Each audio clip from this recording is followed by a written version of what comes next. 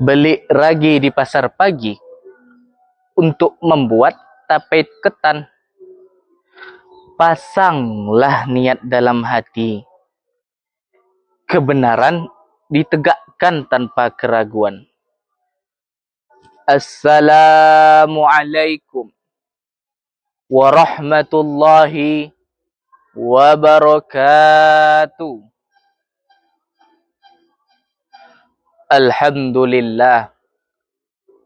Alhamdulillahilladzi hadana lihadza wa ma kunna linahtadiya laula an hadanallah.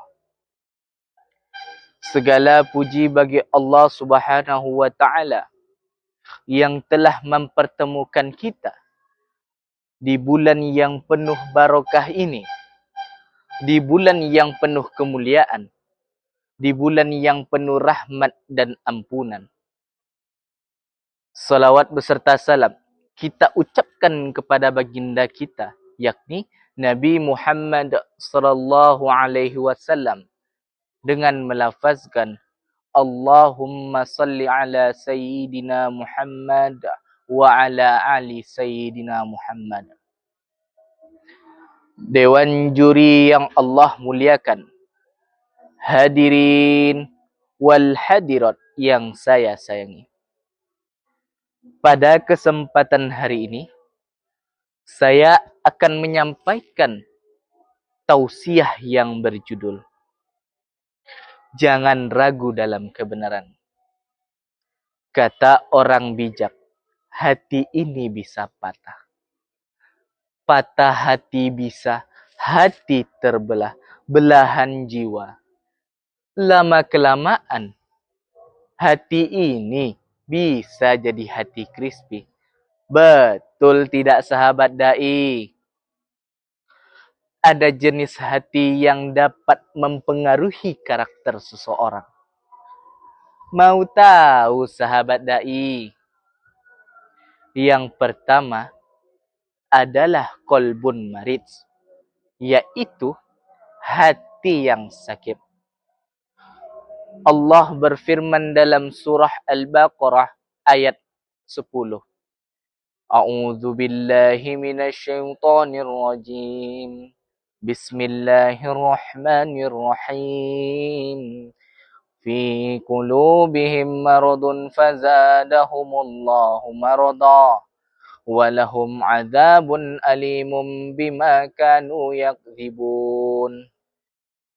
Dalam hati mereka ada penyakit. Lalu Allah menambahkan penyakitnya itu dan mereka mendapat azab yang pedih karena mereka berdusta.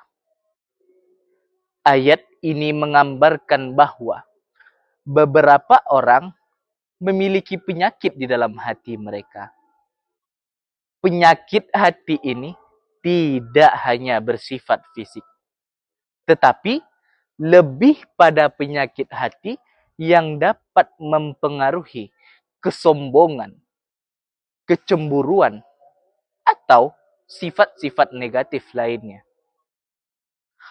Allah menggambarkan bahwa penyakit di dalam hati ini ditambahkan olehnya sebagai bentuk konsekuensi dari perilaku atau perbuatan buruk yang dilakukan oleh individu tersebut.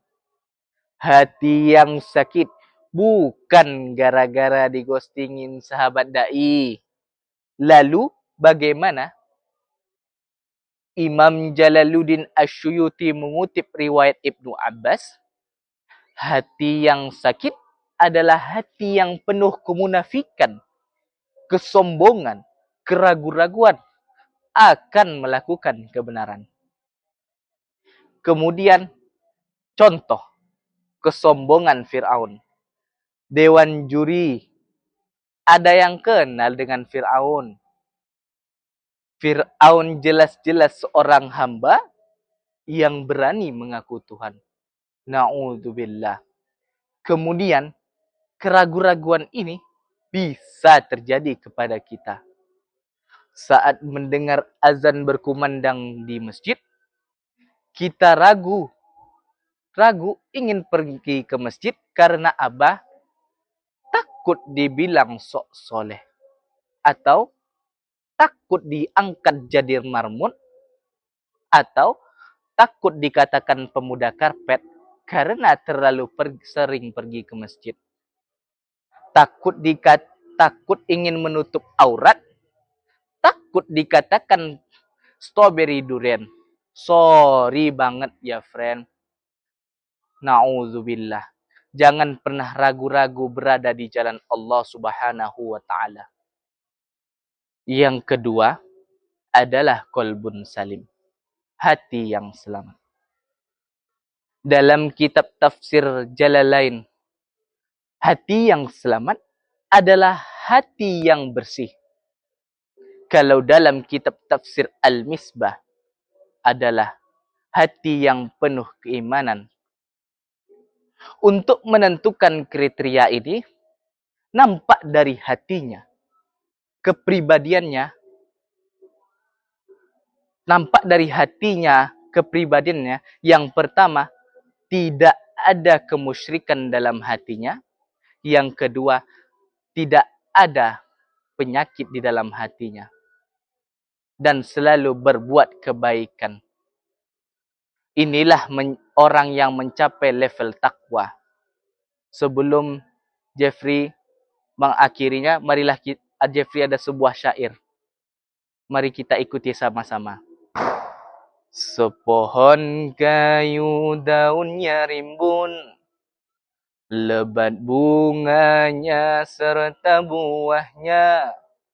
Walaupun hidup 1000 tahun, bila tak sembahyang apa gunanya.